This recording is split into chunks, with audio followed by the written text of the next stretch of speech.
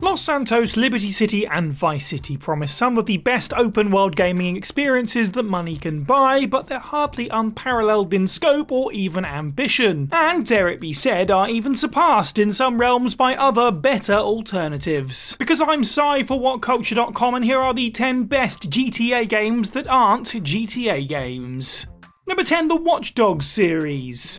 Ubisoft's Watch Dogs sits in a weird middle ground when it comes to assessing what the world of GTA alikes has to offer. The series, 3 games strong at this point, has never enjoyed outward critical acclaim on the scale of some of the games present on this list, but conversely the trilogy isn't perched below the baseline of what's considered average either. That being the case, Watch Dogs doesn't have as much universal appeal, Ubisoft games rarely do, as its contemporaries. If you adore open world action adventure, that's not a guarantee you'll instantly love Ubisoft's attempts to combine the genre with stealth-oriented trappings. Metal Gear Solid this ain't, but Watch Dogs offers novelty in spades as far as sandboxes go, thanks to its sleuthing antics, complemented by various gameplay systems based around hacking afforded to it by its quasi-futuristic setting. Yes, it can be finicky, and not a single entry in the trilogy has a particularly memorable plot, but if you're in the market for an open-ended experience that dares to do something different other than directly ape GTA, then there's a lot to love here, especially for the tech-savvy.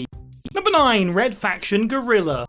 Combine Graham Greene's short story The Destructors with an extraterrestrial setting and you've pretty much got the basic framework of what Red Faction Guerrilla is all about. While the series' third entry does away with the terrain destruction and alteration present in its predecessors, Volition made said sacrifice to refocus their efforts on delivering structural annihilation on a scale previously unseen. As Alex Mason, players can methodically or explosively dismantle essentially any man-made structure they're presented with. Give in to your inner anarchist and just devolve into wanton destruction without actually assisting the titular Red Faction in overthrowing an oppressive regime if you so desire. But you'd be doing yourself a disservice in ignoring Guerrilla's main course, as its GeoMod 2.0 engine opens up a wealth of possibilities on how to approach mandatory and optional missions. In lesser games, you'd have to don a disguise to get through an enemy checkpoint unnoticed and infiltrate their stronghold. In Guerrilla, you can destroy said checkpoints and headquarters with little more than hardy construction tools and explosives worth more than the GDP of an entire country. The reward? Witnessing silly human buildings becoming a hail of debris before your very eyes. Number 8, Sleeping Dogs. Released during a time when gamers were growing bored of visiting the same handful of North American cities time and time again, Sleeping Dogs, like Ubisoft's Assassin's Creed, championed an altogether different culture and setting to let players loose in. Indeed, protagonist Wei Shen's trials and tribulations as an undercover cop in the former largely take a backseat to the world around him, itself presented in painstakingly realistic detail. Modern-day Hong Kong represented something of an alien playground for long-time action-adventure fans, just as Assassin's Creed 1's Holy Land had before it. This is a not insignificant achievement for United Front Games, who had only had the obscure Mod Nation races under their belt before joining up with Square Enix to deliver Sleeping Dogs. That's not to say that Shen's story is throwaway by any means. Sleeping Dogs was quite rightly lauded for its authentic voice acting and characterization, but it's the setting, together with thoroughly enjoyable combat and progression systems, that make it one of the 2010's biggest surprise hits, which is worth revisiting time and time again. Number 7, the Just Cause series. Just Cause is stupid in the best way possible. Excluding the series' first entry, that is, which delivered a more muted experience, Avalanche Studios made the genius decision to distance subsequent sequels from Rockstar's flagship franchise by doing away with any concept of realism and going all in on absurdity. Released just 2 years after Grand Theft Auto 4, Just Cause 2 capitalised on criticisms of too much realism levied at the former, becoming a bombastic alternative, a reputation that Avalanche has successfully nurtured ever since. Protagonist Rico Rodriguez isn't so much a secret agent as he is a bona fide superhero, able to pull off feats far beyond anything James Bond could boast, and it's all largely thanks to a simple grappling hook. Traversal, or more accurately discovery, of the myriad ways Rico can get around whatever island he happens to be liberating is the core of Just Cause's entertainment factor. This is, after all, a series that lets players surf passenger planes and pay homage to Dr. Strangelove by riding literal missiles as if they were Kong himself. Number 6, LA Noire.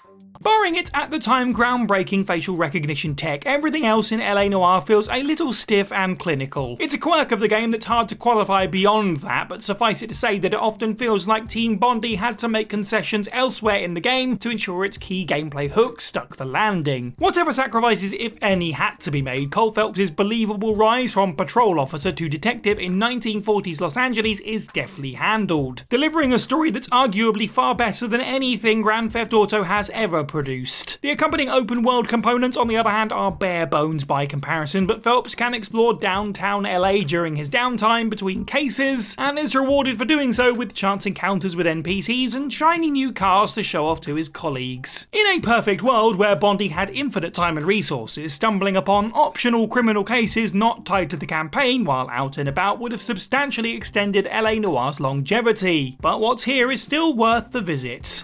Number 5. Mad Max. Taking a time out from Just Cause in 2015, Avalanche managed to secure the lucrative gig of creating a Mad Max tie-in to capitalise on Fury Road's release in the same year. Despite their proximity, however, the two share little in terms of narrative. Avalanche's adaptation largely uses the IP to tell a standalone story about everyone's favourite post-apocalyptic anti-hero. One would think that using said setting as the foundation for an open-ended title would prove dreary and empty, but Avalanche sidesteps that trap, centering its world progression around Max's dearly beloved magnum opus. The car can undergo a dizzying number of upgrades via materials scavenged in numerous ways, namely by hijacking the rides of scavengers and using their parts to improve the Magnum's performance. Outside that, Mad Max borrows heavily from Ubisoft's Far Cry series by utilising a territorial threat system. Complete enough objectives in one zone and you'll ultimately set up an encounter with its leader, vanquish them to gain control of their stronghold, and a raft of gameplay benefits. That, combined with survival light systems such as limited ammo and fuel for the Magnum, make Mad Max a markedly different experience compared to its contemporaries. Number 4. Red Dead Redemption 2. Red Dead Redemption 2 pushed the boundaries of everything thought possible, not just in its native genre, but the medium as a whole. The temptation to wax lyrical over everything great about Arthur Morgan's heart-wrenching story is oh so difficult to resist. Chances are you already know, directly or otherwise, the level of utmost care and attention afforded to every facet of Rockstar's tribute to the Old West, but it came at a cost. Reports of crunch culture needed to make Rockstar's dream a reality flew thick and fast following the sequel's release, calling into question if a game of such quality was justified if it meant putting the physical and mental health of employees at risk to do so. It's a debate that still, and in fact should, rage today, despite the backdrop of Red Dead Redemption 2 earning its label as one of the greatest games of all time, even if it does indulge a little too much in realism for the sake of immersion. Had its online component followed closer in GTA Online's footsteps and placed greater emphasis on heists and the building of a criminal empire, it would have GTA 5 beaten in every respect. Number 3. The Saboteur.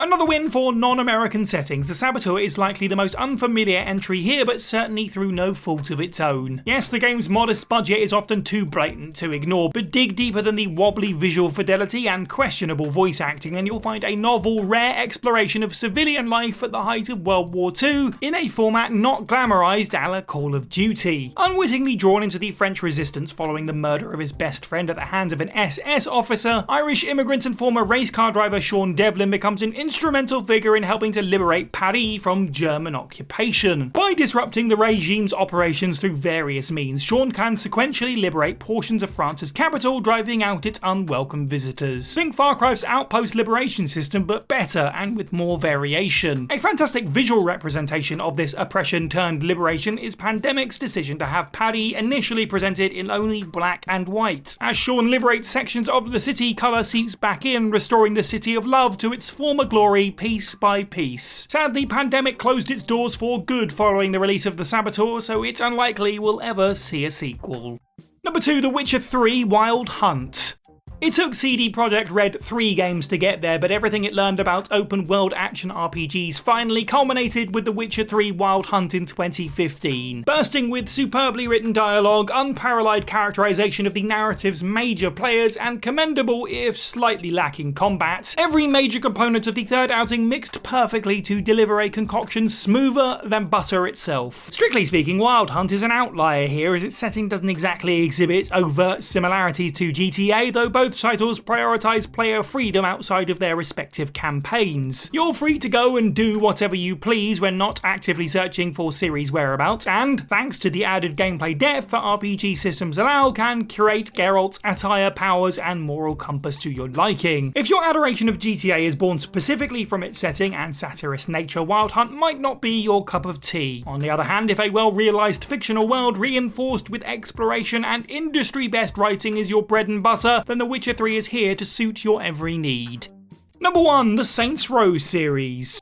Grand Theft Auto isn't exactly renowned for taking itself too seriously. The series has always had a love affair with parodying American culture after all, but compared to Saints Row, Rockstar's billion-dollar franchise is highbrow academia. Just like Avalanche with Just Cause, Volition took a look at GTA's DNA under the microscope and decided it could do with some alterations, namely dialing the absurdity way beyond healthy levels. For over a decade, Volition has been throwing caution to the wind with increasingly outlandish premises with every new installment.